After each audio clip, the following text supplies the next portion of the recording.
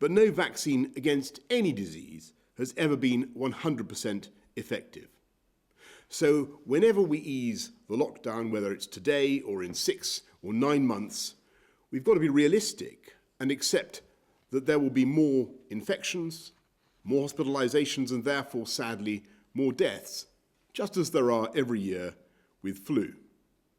Even if we sustain the lockdown indefinitely, which would itself cost lives and do immeasurable harm to our children, we would not be able to eradicate this disease.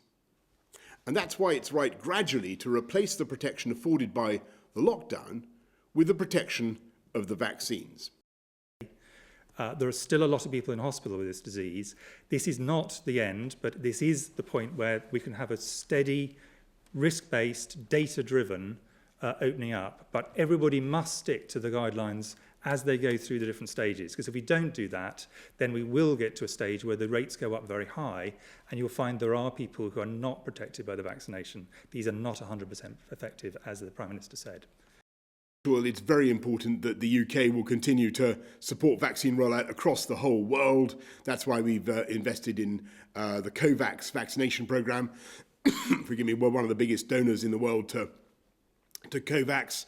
And as you rightly say, there's no point in having a vaccination programme that is simply confined to one country. It's a global pandemic. We need a global vaccination programme.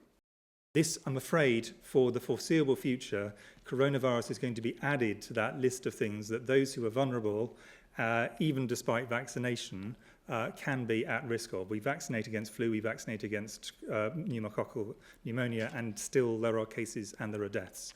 And I think people need to see it in that way, not to see it separate from others, but to see it as this is something where the vaccination will take the rates right down, but they will not get rid of us, and this is something we have to see for the long term, and in my view is likely to be a problem in particular in the winter.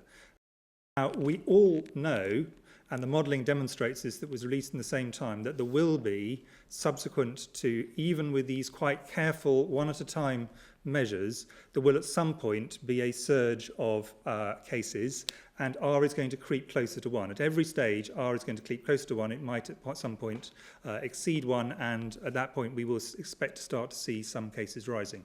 But firstly, the vaccination takes a lot of the heavy lifting on this, and once we've got a large proportion of the population vaccinated, our expectation is that will pull the natural R that it can get to well down, so that will take a lot of the heavy load. And secondly, we're expecting that even from this stage, a very high proportion, but not all, of elderly people and vulnerable people are protected by the vaccination. So the tight linkage between R and deaths is less tight than it was. There are clearly some quite complex issues, some ethical issues about discrimination and so on. To what extent can government either compel or indeed forbid such use of such certification?